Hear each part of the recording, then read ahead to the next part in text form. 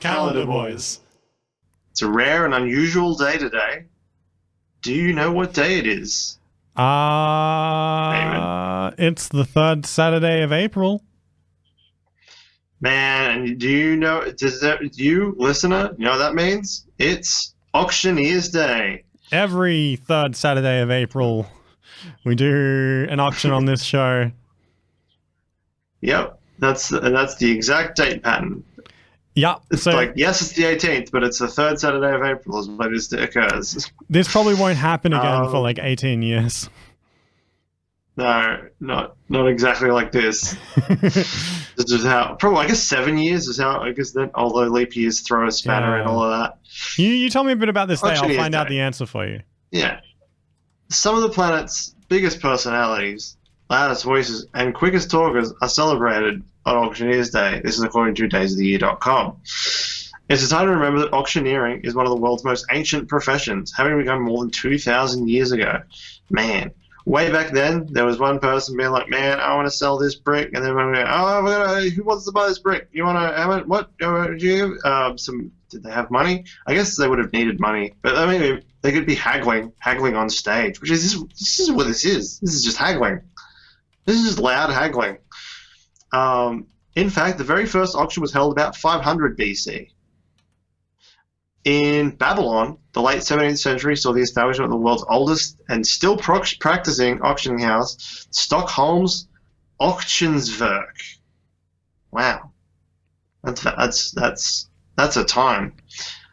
America's first president, George, was a big fan of scoring himself a hot deal via the mallet. Where'd you get this? Where'd you get that deal? Gotta buy the mallet. I gotta buy the mallet.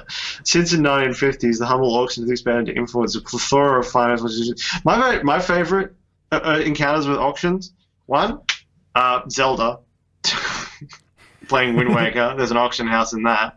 Except you can just do the old trick. Like, it's really easy to just sort of go, oh, I know how to game these AI. I bid at the last second. Much like eBay, you just wait and go, the very last second. Yeah. And then win. The other cool one I found, used to be a business here in my town, which was like, it was a building full of stuff. There would just be stuff. It'd be like swords, fancy chairs, just random ass things. And you'd go, and there's a little cup, and you'd put how much you're willing to pay for it in the cup. You walk off. See if you win.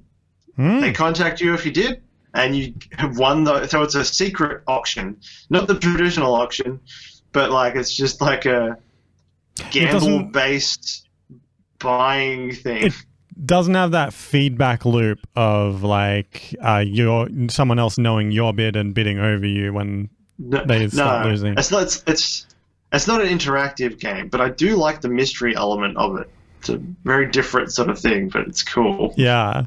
So Friday the 13th only happens every about 6 years. As far as like I saw that it happens every 6 years in May, from what I could tell. So I'm guessing it's around 6 or 7 years until it'll be another third Saturday of April for us to do this for y'all. Wait, it only happens every 6 years in general, or in specific months? Specifically May.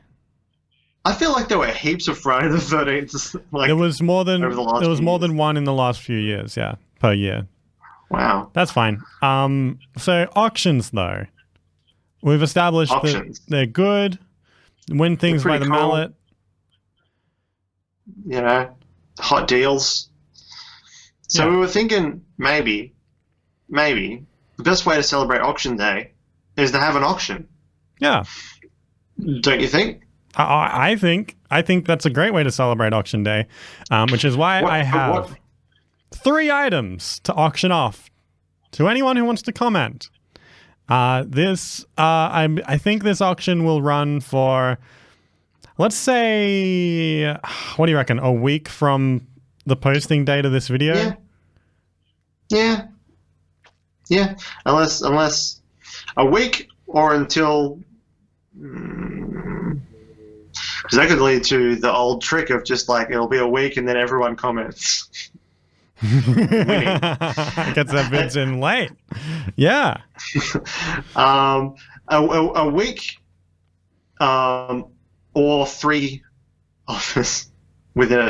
Once there's 3 offers, there's a day left. or something. Otherwise, it's a week. Oh, yeah. Okay. All right. Or is that too complicated? I don't know. Yeah, I gotcha. And to be clear, we are actually auctioning off these items. We are actually doing this, whether it's in YouTube's terms of services or not. We're not big enough for them to look too closely at what we're up to. They won't know. It's fine. Plus, the way we're going to actually do this, rid of the bug. The way we're actually going to accept payment for this, and I am going to ship these items to whoever is the highest bidder, is you're going to bid in the comments. If you see someone, there's going to be 3 comments from Calendar Boys detailing what the items are, what the starting bid is, and then you comment and fight each other out, increasing the bid by about $1. I think maybe even more, because I think $1 is going to be too small. You'll just go. How much do you want the item? You'll go chaotic on it, and the main thing is I don't want to get. The bids aren't going to start at $3. And I do want to get like a reasonable amount for these, because I want you to bid a bid with like put your money where your mouth is, and go and give that amount of money to a charity that we will probably list in the description. We'll probably pick a good one. Or maybe we'll put some suggestions. I don't want literally any charity, because there's a lot of them. Some of them just go directly into Jeff Bezos's pocket. So we'll put some suggestions. The Jeff Bezos support fund. Oh my God. I don't want to talk about that. There's a whole thing about that. But that's a real thing.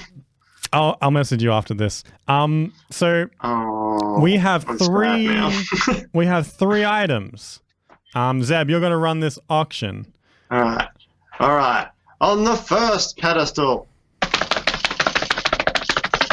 we have a very special item. We have a tomato. What does this tomato do? It's not an uncommon. It's an uncommon tomato. It's not like any other tomato. This tomato tells you how much time has passed. That's right. It's an egg timer, but it's a tomato timer, not an egg timer. You can do many things with this. You can time things if you like. If you're studying, you can do the Pomodoro method. It's 20 minutes, and you tick it down. Maybe you just need to you time in a coffee, like you're steeping it, doing the fancy plunging, and you need 15 minutes. You don't have an oven to pass by. This is the tomato timer.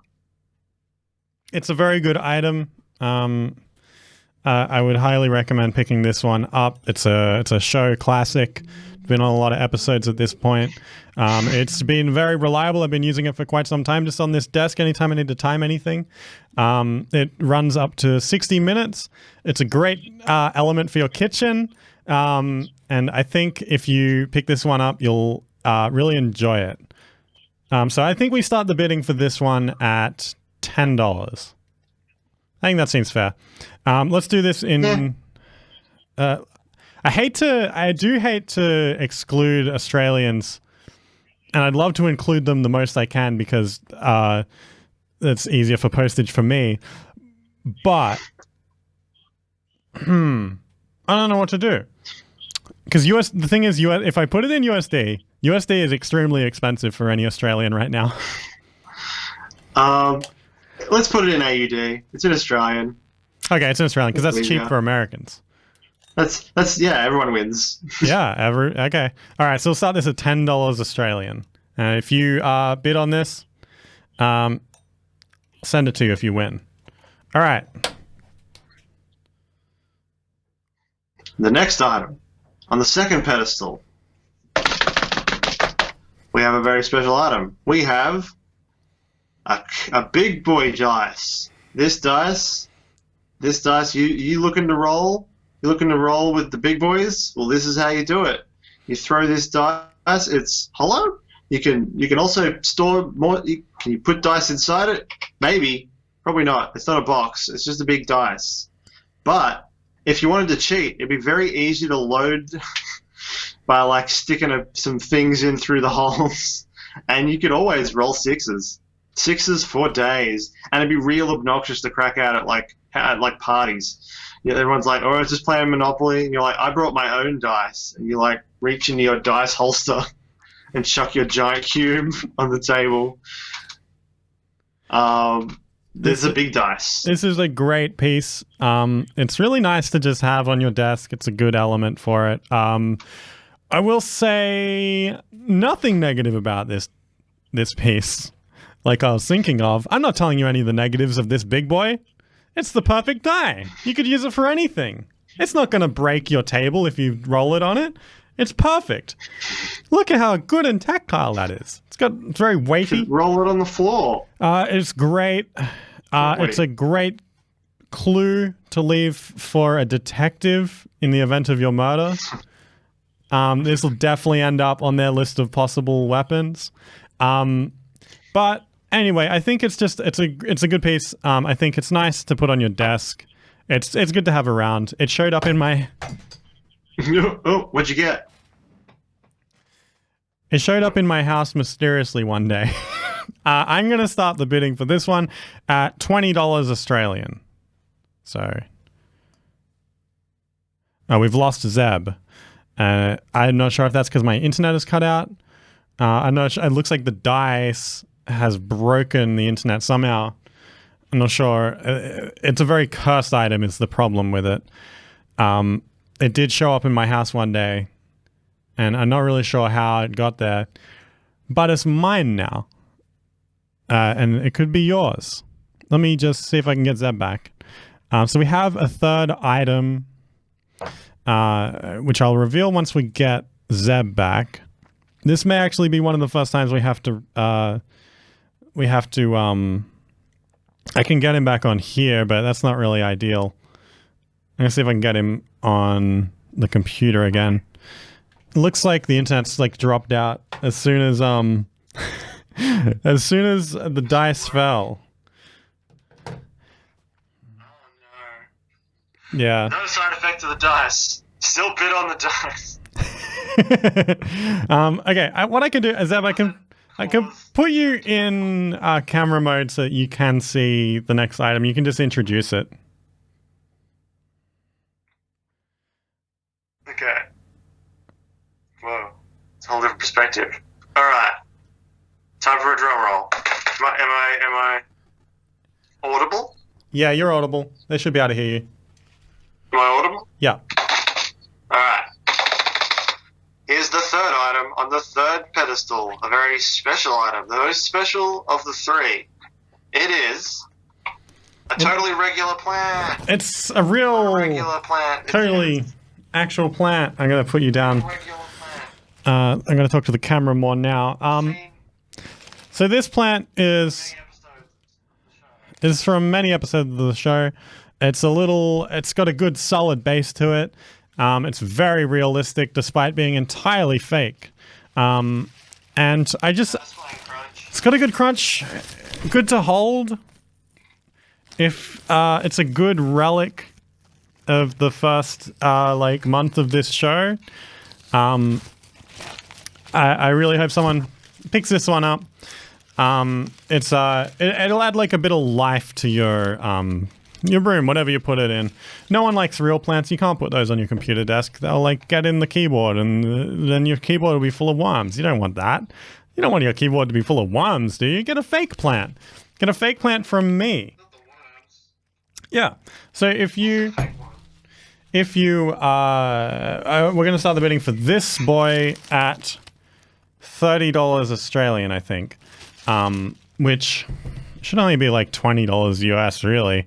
It's probably going to cost me more to ship it than you're going to donate. So take this opportunity to get yourself a good plant.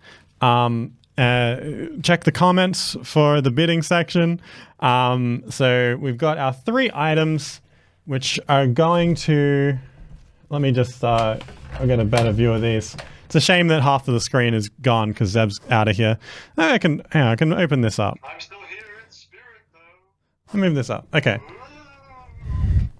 So we have our three items. And if you check the comments, you'll be able to see where the bidding's at. This one starts at $10, $20, $30, all in Australian.